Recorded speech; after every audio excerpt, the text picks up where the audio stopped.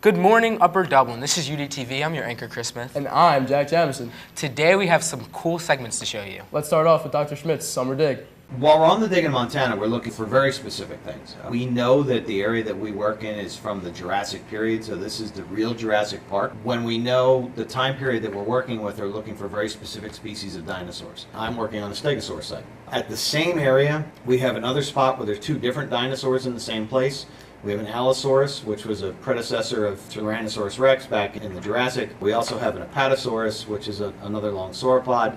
So this area has been studied for dinosaurs for the better part of 150 years. We know that even since the Jurassic period, and we're talking about deposits that are about 140 to 150 million years old, there has been almost no change in this area whatsoever. The exact same very quiet environmental conditions have existed. So in many places we're looking at a pristine environment almost exactly as it was 140 million years ago, minus the swamps and exactly what it was. But the rock is still there, and all the evidence tells us what we're looking for. We have two sites that we're working on. The one site is actually what's known as a death assemblage. You have some type of catastrophic event, let's say a flash flood, and a whole bunch of dinosaurs get trapped in this flood, and then they drown, and their bodies kind of wash downstream, and then all the bodies kind of get piled up against one another. So what you have is not one dinosaur. You have 9, 10, 15 different dinosaurs all jumbled together. What we're finding is just a bone mass that is so thick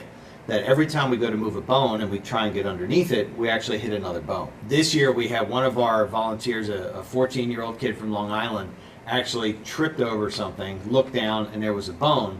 And in the work that came afterwards, we actually found out that about 50 yards away from where the original specimen of this dinosaur was found, and there's only two currently known in the world, he tripped on what could be a third. So we started to unearth this, and we're finding huge amounts of this dinosaur down there. We brought one vertebra back to the academy. It just arrived last week, and we're trying to figure out whether or not we have the third known specimen of this dinosaur. Our core group is composed of scientists and educators. Anyone in the spring, when we start looking for people to come out and make our expedition teams, anyone is able to do that from around the United States. This year I was really thrilled. We had the first Upper Dublin student out with us. If you ever visit the Academy of Natural Sciences and you go into Dinosaur Hall, at the far end of Dinosaur Hall is their preparation area. All the fossils that you see in that part of the room are all ones that we brought back from Montana.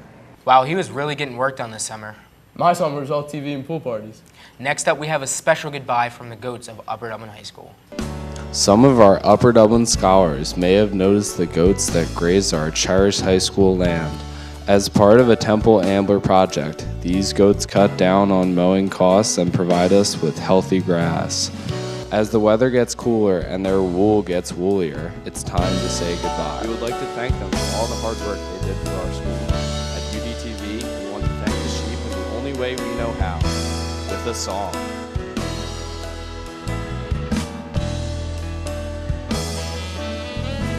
Go see the goats, they're here for the season, and then they will get flown away.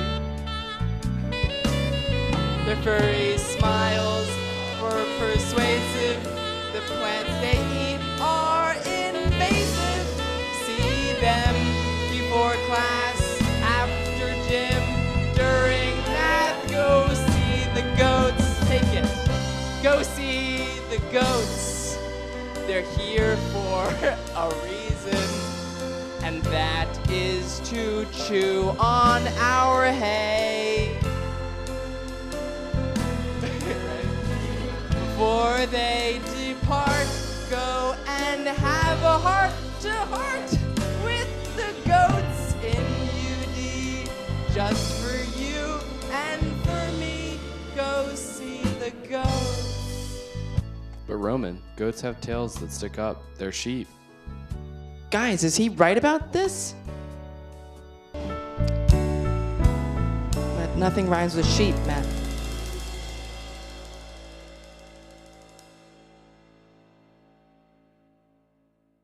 Jeez, I'm really gonna miss those guys. Yeah, me too. I used to pet them after school.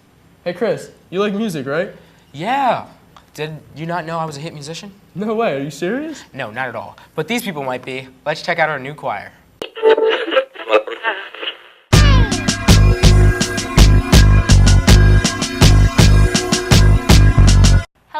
I'm Sarah DeFalgo, president of the Upper Dublin Choir Board.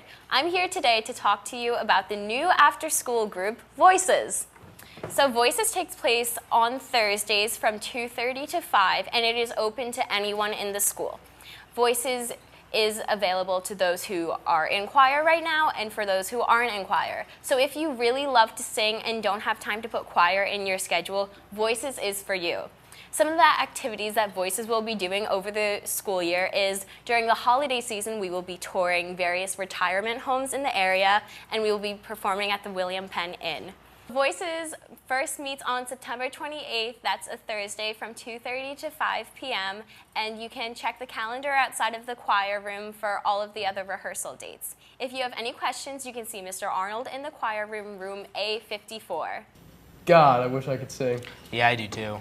Maybe we can find people like that in our next segment. Hi, I'm here with Kendall and Kristen. What is your hidden talent?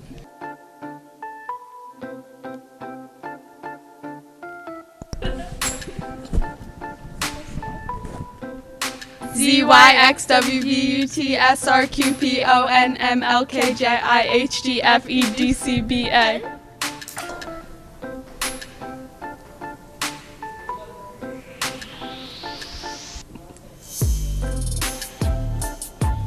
I can talk like Kermit the Frog. Or maybe perhaps I could talk like Cleveland. Who knows?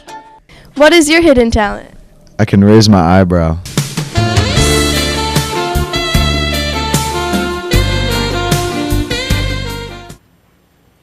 I should start showing off my talent more. What talent is that? I can catch food in my mouth if you throw it to me. That's just odd, Chris. Anyway, Well, it's October, and Chris, you know what that means. Halloween. No, coronation is right around the corner, and here's what our students had to say about that. Did you guys find your dresses yet? Unfortunately not, but I can't wait to look. No. No, everyone on their Finsta is like looking at all these dresses posted. Which one do you think? I'm like, I haven't even started thinking about Coro. Stop stressing me out, people. What have you guys heard about Coro? It's fun. It is really fun. I think I bought a dress. I don't really know if I'm going to wear it yet, but... See, you're one of those people that stresses me out. Thanks, Meg. So I'm here with the senior class president. How do you feel about Coro? Are you excited? I am ecstatic. I'm ready. Like, turn up.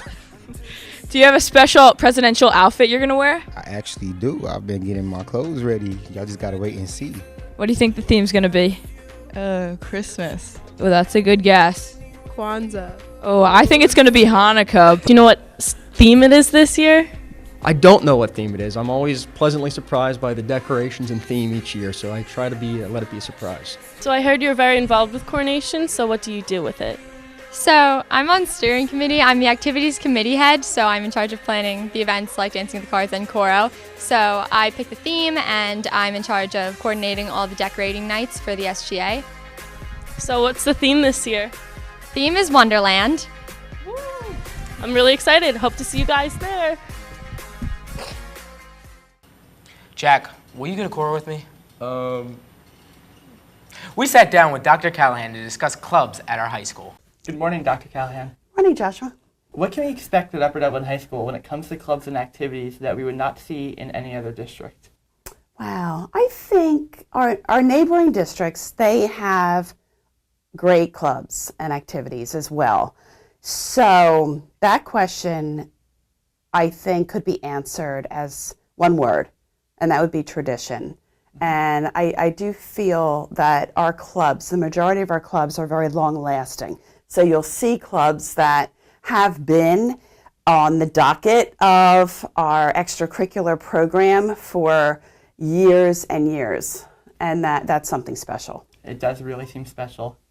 Does joining clubs relate to your college application? Oh, sure. And, you know, and we can say, oh, you put that on your college application. And but I think the true value of clubs is to build character. And so when a college will see in the application office that you're a member of all the clubs, I think it just really, it paints a whole picture. And it's just one of those colors, bright colors that go into a portrait of really who and what you're all about. That's what clubs do for you. And lastly, what clubs did you join in high school? Oh, here at Upper Dublin, I was actually a big part of FBLA. I was also in the Key Club. I was in Science Fair. I was in the Spanish Club. NHS, so a couple of them. Yeah, so that sounds great. It was good. Thank you for your time. Thank you. Appreciate it. I appreciate it. Join a club. Well, that wraps up our show for today. Thanks for tuning in to another episode of UDTV. I like that one. That was actually really good. I know, I was hyped.